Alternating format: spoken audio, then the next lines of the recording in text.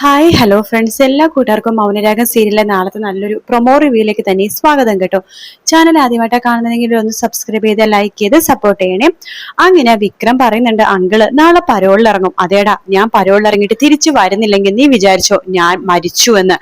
അതല്ല, ഞാൻ തിരിച്ചു വരുവാണെങ്കിൽ എന്റെ പൊതു ശത്രു ആയിട്ടുള്ള കല്യാണിനെ ഇല്ലാതാക്കിയിട്ടേ ഞാൻ വരുള്ളൂ എന്ന് രാഹുൽ പറയുമ്പോ വിക്രം പറയുന്നുണ്ട്, ഷേ അങ്കിളെ, ഞാനും കൂടി ഈ സമയത്ത് പരോളിൽ ഇറങ്ങേണ്ടതായിരുന്നു. അങ്ങനെയാണെങ്കിൽ അങ്കിള് കല്യാണിനെ കൊല്ലുമ്പോ ഞാൻ ആ കാർത്തികിനെ കൊന്നാനെ. അങ്ങനെ നമ്മുടെ ശത്രുക്കളെ ഇല്ലാതാക്കുന്ന സമാധാനത്തിൽ നമുക്കിവിടെ കിടക്കായിരുന്നു എന്ന് പറയണം. എന്തായാലും ഞാൻ നാളെ പോണത് തന്നെ എന്റെ മോളുടെ ആഗ്രഹങ്ങൾ സാധിച്ചു കൊടുക്കാനാടാ. എന്റെ മോളുടെ സ്വപ്നങ്ങൾ നടത്തി കൊടുക്കാൻ വേണ്ടിയിട്ടാണ് നാളെ ഞാൻ പരോളിൽ ഇറങ്ങണത് എന്ന് പറഞ്ഞിട്ടാണ് രാഹുൽ അവിടെ ഇങ്ങനെ നിൽക്കുന്ന ഭാഗത്തോടെയാണ് ഇന്നത്തെ എപ്പിസോഡ് തീരുന്നത് കേട്ടോ. നാളത്തെ പോകുമ്പോൾ അങ്ങനെ രാഹുലിനെ പരോള് കിട്ടാണ്. ഒപ്പിട്ട് പോകുമ്പോഴേക്കും അവിടുത്തെ ജയിൽ വാർഡൻ പറഞ്ഞിടാ, മര്യാദയ്ക്ക് 2 ആഴ്ച നിന്നെ ഇഷ്ടപ്പെടുന്നവരെ ആരും ഇല്ല, എങ്കിലും നിനക്ക് കാണണമെന്ന് തോന്നുന്ന ആൾക്കാരൊന്ന് പോയി കണ്ട് സമാധാനത്തോടെ നല്ല ഭക്ഷണമൊക്കെ കഴിച്ച് ഇരുന്ന് കിടന്ന് ഉറങ്ങിയിട്ടൊക്കെ സമാധാനത്തോടെ തിരിച്ചു വരണം.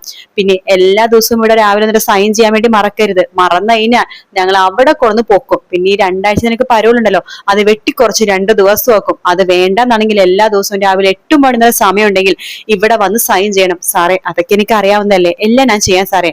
പിന്നെ പുറത്തിറങ്ങുന്ന നിന്റെ ശത്രുക്കളെയൊക്കെ ഇല്ലാതാക്കാനായിട്ടാണെന്നുണ്ടെങ്കിൽ അതങ്ങോട്ട് മാറ്റി വെച്ചേക്ക്. ദേ, മര്യാദയ്ക്ക് നോക്കിയും കണ്ടു പുറത്തിറങ്ങി തിരിച്ചു വന്നാൽ നിനക്ക് കൊള്ളാം. അടുത്ത പരോളിൽ നിനക്ക് പെട്ടെന്ന് തന്നെ കിട്ടും. അതല്ല, ഗംഗപ്രസാദിനെ പോലെ പരോളിൽ ഇറങ്ങിയിട്ട് പിന്നെ നാട്ടുകാരെയും കൊന്നു, ഇപ്പൊ അവനും മരിച്ചോ ഇല്ലയോ എന്ന് അറിയാൻ പാടാത്തൊരു അവസ്ഥയിലാണ്. അപ്പൊ അതുപോലെ നിന്റെ ഡെഡ് ബോഡി വല്ല പുഴക്കരയിലോ കൊക്കയിലോ കിടക്കേണ്ടതാണെന്നുണ്ടെങ്കിൽ മര്യാദയ്ക്ക് ഇങ്ങോട്ട് വന്നേക്കണം. കേട്ടല്ലോ? കേട്ടു സാറേ എന്ന് പറയാണ്. അങ്ങനെ രാഹുൽ നല്ലൊരാളെ പോലെ അവിടെ നിന്ന് അങ്ങോട്ട് ഇറങ്ങാണ്. ഇറങ്ങിക്കഴിയുമ്പോ തന്നെ രാഹുലിന്റെ തനി സ്വഭാവം രാഹുൽ കാണിക്കാട്ടോ.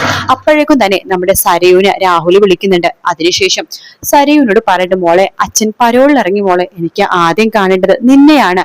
അച്ഛ, ഇപ്പോ അച്ഛനെ എനിക്ക് പെട്ടെന്ന് കാണാനായിട്ട് പുറത്തു വെച്ചിട്ട് എവിടെയെങ്കിലും അങ്ങനെ പുറത്ത് ആൾക്കാരില്ലാത്തൊരു റോഡിൽ എത്തുമ്പോ അച്ഛനെ വിളിച്ചാൽ മതി. അച്ഛനും ഞാനും തമ്മിൽ കോണ്ടാക്ട് ഉണ്ടെന്ന് ആരും അറിയരുത്. അറിഞ്ഞു കഴിഞ്ഞാൽ എന്നോടൊരു ദേഷ്യമാവും. ഇപ്പൊ കിരണിനും എല്ലാവർക്കും എന്നോട് ഭയങ്കര സ്നേഹമാണ്. രൂപാന്റിക്കും ചന്ദ്രസേന അങ്ങളൊക്കെ എന്നെ ഭയങ്കര കാര്യമാണ്. അപ്പൊ അതൊക്കെ ഇല്ലാതാകും. അതുകൊണ്ട് അച്ഛൻ പരോളിൽ ഇറങ്ങിയത് ഞാനും അച്ഛനും തമ്മിൽ കോണ്ടാക്ട് ഉണ്ടെന്ന് ആരും അറിയരുത് എന്ന് പറയാണ്. ശരി മോളെ, അങ്ങനെ തന്നെ ആവട്ടെ എന്ന് പറയാണ്. ശേഷം കിരണ് രൂപേനെയും ചന്ദ്രസേനയും കാണാൻ വേണ്ടി വീട്ടിലേക്ക് പോകുന്നുണ്ട് കേട്ടോ. ആ സമയത്ത് ചന്ദ്രസേന കിരണിനോട് പറയണ്ട്, എടാ മോനെ, ആ രാഹുല് പരോളിൽ ഇറങ്ങിയിട്ടുണ്ട്. നേരാണോ വെച്ചാ? അതെ, നീ പറഞ്ഞില്ലേ ജയിൽ സൂപ്പറിന്റെ അടുത്ത് മനോഹരത്തെ ഒരു കാര്യം പറഞ്ഞ് ഏൽപ്പിക്കാൻ. അപ്പൊ അത് പറയാൻ വേണ്ടി ഞാൻ ഫോൺ വിളിച്ചതാണ്. ആ സമയത്താണ് അയാൾ പറഞ്ഞത് രാഹുൽ ഇന്ന് രാവിലെ പരോളിന് ഇറങ്ങിയെന്ന്. ഇന്ന് സരിയു ജോലിക്ക് വന്നിട്ടുണ്ടോ എന്ന് രൂപ ചോദിക്കുമ്പോ, അവളിന്ന് വന്നിട്ടില്ല, കുഞ്ഞിന് സുഖമില്ലല്ലോ, അതുകൊണ്ട് കുഞ്ഞിനെ കുറച്ച് സാധനങ്ങളൊക്കെ മേടിക്കാൻ വേണ്ടിട്ടെന്തോ പോയിരിക്കാൻ തോന്നുന്നു. ഉച്ച കഴിഞ്ഞിട്ട് ജോലിക്ക് കയറുമെന്നാ പറഞ്ഞത്.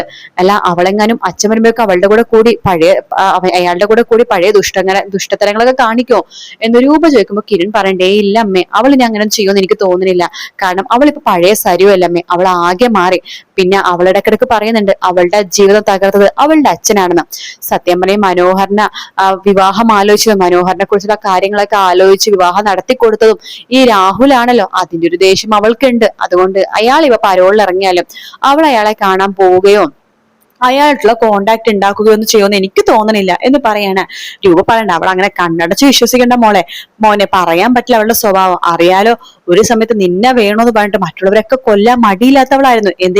എന്നെ പോലും കൊല്ലാൻ വേണ്ടി നോക്കിയവളായിരുന്നു. ഇപ്പൊ മാനസിക നിലയൊക്കെ തെറ്റി പഴയ സ്വഭാവമൊക്കെ മാറി പുതിയ സ്വഭാവത്തിലായിരുന്നു നമ്മളൊക്കെ വിചാരിക്കുന്നുണ്ട്.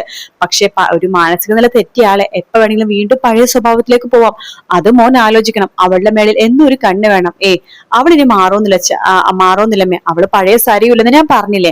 അഥവാ അവള് മാറിയ പിന്നെ അവളായിട്ട് ഒരു കോണ്ടാക്റ്റും ഞാനും കല്യാണിയും വെക്കില്ല. അതുപോരെ എന്ന് പറയാണ്. ശേഷം കിരൺ അവിടെ നിന്ന് നേരെ കമ്പനിയിലേക്ക് പോവാട്ടെ. അതേസമയം കമ്പനിയിലാണെങ്കിൽ കിരൺ ഇല്ല, കല്യാണി മാത്രമേ ഉള്ളൂ. അപ്പൊ കിരൺ ക്യാബിനിൽ ഉണ്ടെന്ന് വെച്ചിട്ടാണ് സരിയു ക്യാബിനിലേക്ക് കയറി ചെല്ലുന്നത്. അപ്പൊ കല്യാണി മാത്രമേ ഉള്ളൂ കേട്ടോ. ഓ, ഇവളായിരുന്നു ഇവിടെ എന്തെങ്കിലും വിചാരിക്കാണ്. കല്യാണി ചോദിക്കണ്ട്, സരിയു നിനക്ക് ഇപ്പോഴും എന്നോട് ദേഷ്യമാണോ? ഞാനെന്തിനാ കല്യാണി നിന്നോട് ദേഷ്യം കാണിക്കണത്? എനിക്ക് നിന്നോട് ഒരു ദേഷ്യവും ഇല്ല എന്ന് പറയാണ്. കാരണം സ്നേഹം കാണിക്കണമല്ലോ. കല്യാണി മരിച്ചു കഴിഞ്ഞാൽ ആരും സരിയുവിനെ സംശയിക്കാൻ പാടില്ലല്ലോ. അതുകൊണ്ട് സരിയു നല്ല സ്നേഹത്തിലാണ് കല്യാണത്തിൽ സംസാരിക്കുന്നത് കേട്ടോ. കല്യാണി ചോദിക്കുന്നത്, സത്യമായിട്ടും എന്നോട് നിനക്ക് ഒരു ദേഷ്യവും ഇല്ലേ? ഇല്ല കല്യാണി, എനിക്ക് നിന്നോട് ഒരു ദേഷ്യവും ഇല്ല. പിന്നെ നീയും കിരണൊക്കെ ഇപ്പൊ ഒരുപാട് സ്നേഹിക്കുന്നുണ്ടല്ലോ, അതിനെ എങ്ങനെയാ തിരിച്ച് സ്നേഹം തരുന്നത് കുറഞ്ഞു പോകുന്നുള്ള ഇത് മാത്രമേ എനിക്കുള്ളൂ. അങ്ങനെയൊന്നും ഇല്ല സരിയു. പിന്നെ നിന്നോട് ഞങ്ങളൊരു ദ്രോഹം കാണിച്ചു, മനോഹറിനെ കുഞ്ഞിനെ കാണിക്കാൻ പോയി, അതൊരിക്കലും ചെയ്യാൻ പാടില്ലായിരുന്നു. കല്യാണി പറയുന്നുണ്ട്, ഞാൻ നിനക്ക് ഒരു ഉറപ്പ് തരാം സരയു, ഇനി ഒരിക്കലും ഒരിക്കലും ഞങ്ങൾ കുഞ്ഞിനെ കാണിക്കാൻ വേണ്ടി മനോഹറിന്റെ അടുത്തേക്ക് പോവില്ല എന്ന് പറയാണ്. ആ സമയത്ത് സരയു പറയണ്ട, അത് മാത്രം മതി കല്യാണി, എനിക്ക് ഈ ലോകത്ത് ഇഷ്ടമല്ലാത്തത് അവനെ മാത്രമാണ്. എന്റെ കുഞ്ഞ് അവനെ കാണിക്കണത് എനിക്ക് സഹിക്കാൻ പറ്റില്ല. ഇല്ല സരയു, ഇനി ഒരിക്കലും ഞങ്ങൾ അങ്ങനെ ചെയ്യില്ല എന്നൊക്കെ കല്യാണി പറയാട്ടോ. അങ്ങനെ കല്യാണിയോട് ചോദിക്കണ്ടല്ല, കല്യാണി നീ സൈറ്റിലേക്ക് അങ്ങനെ പോകുന്നുണ്ടോ? ആ പോണം, ഉച്ച കഴിഞ്ഞിട്ട് പോണം എന്നാണ് വിചാരിക്കണത്. അല്ല കിരൺ വരുന്നുണ്ടോ? കിരണേട്ടൻ വരാൻ ചാൻസ് ഇല്ല, ഇവിടെ കുറെ പണിയുണ്ടല്ലോ, കാർത്തികച്ചിന്റെ വിവാഹമുണ്ട്, ശരിക്കും ഇവിടെ ശ്രദ്ധിക്കാൻ പറ്റില്ലല്ലോ. അതുകൊണ്ട് ഇനിയിപ്പോ കിരണേട്ടൻ വരുമെന്ന് തോന്നുന്നില്ല, ഞാൻ ഒറ്റക്കാരിക്ക് പോകുന്നുണ്ടാവാ, ഞാൻ വരണോ എന്ന് സരിയു ചോദിക്കുകയാണ്. വേണ്ട സരിയു, ഇവിടെ പണിയുണ്ടല്ലോ, ഞാൻ ഒറ്റയ്ക്ക് പോയിക്കോളാം, കുഴപ്പമൊന്നുമില്ലെന്ന് പറയാണ്. അതിനുശേഷം സരിയു അപ്പുറത്തേക്ക് പോകുന്നുണ്ട്. ആ സമയത്ത് രാഹുൽ, മോളെ എനിക്ക് നിന്നെ കാണണം, നീ ഇന്ന സ്ഥലത്ത് വരാവോ എന്ന് മെസ്സേജ് അയക്കുകയാണ്. സരിയു അപ്പൊ തന്നെ രാഹുലിനെ കാണാൻ വേണ്ടി പോകുന്നുണ്ട്. രാഹുലിനെ കണ്ടിട്ട് സംസാരിക്കുകയാണ്. രാഹുൽ പറയുന്നുണ്ട്, മോളെ ഞാൻ പരോളിൽ ഇറങ്ങിയത് തന്നെ ആ കല്യാണിനെ തീർക്കാൻ വേണ്ടിയിട്ടാണ്. അച്ഛ അങ്ങനെ കല്യാണിനെ അച്ഛൻ തീർക്കാന്നുണ്ടെങ്കിൽ എനിക്ക് വല്ലാത്തൊരു സന്തോഷമായിരിക്കും. എനിക്ക് എന്റെ കിരണിനെ തിരിച്ചു കിട്ടിയെന്ന് തന്നെ വിചാരിക്കാം. അല്ല കിരൺ ഇപ്പൊ നിന്റെ അടുത്ത് എങ്ങനെയാ മോളെ പെരുമാറ്റം? അവന് ഭയങ്കര സ്നേഹമാണ് അച്ഛൻ എന്റെ അടുത്ത്. എന്റെ മോളുടെ അടുത്താണെങ്കിൽ അതിനേക്കാളും സ്നേഹമാണ്. അവൾക്ക് ചെറിയൊരു പനി വന്നാൽ കിരൺ ഉറക്കം പോലും ഇല്ല. അങ്ങനത്തെ ഒരു കിരണിനെ തന്നെയാ മോളെ നിനക്ക് ഭർത്താവായിട്ട് വേണ്ടത്. അതില് ഇടങ്കോലായിട്ട് നിൽക്കുന്നത് ആ കല്യാണിയാണ്.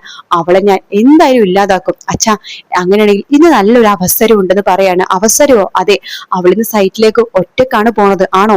എങ്കിൽ ഇന്ന് തന്നെ ആ കർത്തവ്യം നടത്താം അല്ലേ മോളെ? അതെ അച്ഛാ, അച്ഛൻ ഇന്ന് തന്നെ പോയിട്ട് അവൾ ഇല്ലാതാക്കെങ്കിൽ നല്ലതായിരുന്നു. അല്ല എവിടെയാ സൈറ്റ്, എവിടെയാ സ്ഥലം എന്നൊക്കെ ചോദിക്കുമ്പോ ഇന്ന സ്ഥലത്താണ്. കിരൺ കൂടെ ഉണ്ടാവില്ലെന്ന് ഉറപ്പാണല്ലോ മോളെ? ഉറപ്പാണ് അച്ഛാ, കിരൺ കൂടെ ഇല്ല. പിന്നെ ഒരു സാധാരണ മരണമായിട്ട് വേണം തോന്നാനായിട്ട്. അതൊക്കെ ഞാൻ ഏറ്റുവാ മോളെ സാധാരണ മരണം പോലെ തോന്നത്തുള്ളൂ, നിന്നെ ആരും സംശയിക്കില്ല, അതുപോലെ അത് മതി അച്ഛാ. പിന്നെ കല്യാണി മരിക്കുമ്പോ കിരൺ കുറച്ചുനാള് വിഷമത്തോടെ നടക്കുമായിരിക്കും. അതിനുശേഷം രൂപയും ചന്ദ്രസേനൊക്കെ നിർബന്ധിക്കുമ്പോ തീർച്ചയായിട്ടും അവൻ നിന്റെ കഴുത്തിൽ താലി കെട്ടും. അത് എനിക്കും വിശ്വാസമാണ് അച്ഛാ. എങ്കിൽ ശരി, അവളുടെ മരിച്ചതിന് ശേഷം ഞാൻ മോളെ വിളിച്ചു പറയാം എന്ന് പറഞ്ഞിട്ട് രാഹുൽ അവിടെ നിന്ന് പോവാണ്. സരയുവിന് സന്തോഷമാവാട്ടോ. സരയു നേരെ കമ്പനിയിലേക്ക് പോകുമ്പോ കല്യാണി കമ്പനിയിൽ നിന്ന് ഇറങ്ങാണ് സൈറ്റ് വിസിറ്റിന് വേണ്ടിയിട്ട്. സരയുവിനെ ഭയങ്കര സന്തോഷമാവണം. കല്യാണി പോയിക്കോ, നന്നായിട്ട് പോയിട്ട് വാട്ടോ എന്നൊക്കെ പറഞ്ഞിട്ട് ഭയങ്കര സ്നേഹം കാണിക്കാട്ടോ. കല്യാണിക്ക് ഭയങ്കര സന്തോഷമാവാണ്. സരയുവിന് പഴയ ശത്രുതയും കാര്യങ്ങളൊക്കെ ഇല്ലല്ലോ, ഭയങ്കര സ്നേഹമല്ലേ എന്നൊക്കെ വെച്ച് കല്യാണിക്കും ഭയങ്കര സന്തോഷമാവുന്നുണ്ട്.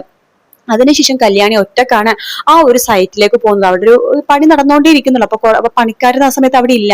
കല്യാണി അവിടെ ജസ്റ്റ് ഒന്ന് വിസിറ്റ് ചെയ്യാൻ വേണ്ടി മാത്രമാണ് പോയിരിക്കുന്നത്. അപ്പൊ അവിടെ കല്യാണി വരുന്നതിന് മുമ്പേ രാഹുൽ ഒളിഞ്ഞിരിക്കുന്നു കേട്ടോ. രാഹുലിന്റെ കയ്യിൽ കത്തിയോ തോക്കോ എന്തോ ഒരു സാധനമുണ്ട്.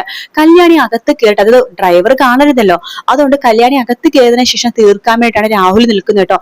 അങ്ങനെ കല്യാണി അകത്തേക്ക് കയറുമ്പോ തന്നെ രാഹുൽ കല്യാണിയുടെ തൊട്ട് പിന്നാലെ വന്നിട്ട് വായ മൂടി ഇങ്ങനെ പിടിച്ചിട്ട് കല്യാണി ഇങ്ങനെ കൊല്ലാൻ വേണ്ടി എന്തോ ചെയ്യുന്ന ഒരു ഭാഗത്തോടെയാണ് ഇന്നത്തെ പ്രൊമോ തീരുന്നത് കേട്ടോ. അപ്പൊ നാളെ അറിയാൻ കല്യാണിക്ക് എന്ത് സംഭവിക്കും എന്നുള്ളത്. ഇതിന്റെ പിന്നിൽ സരയുവാണെന്ന് എത്രയും പെട്ടെന്ന് തന്നെ കിരണും കല്യാണിയും അറിയുക തന്നെ ചെയ്യും.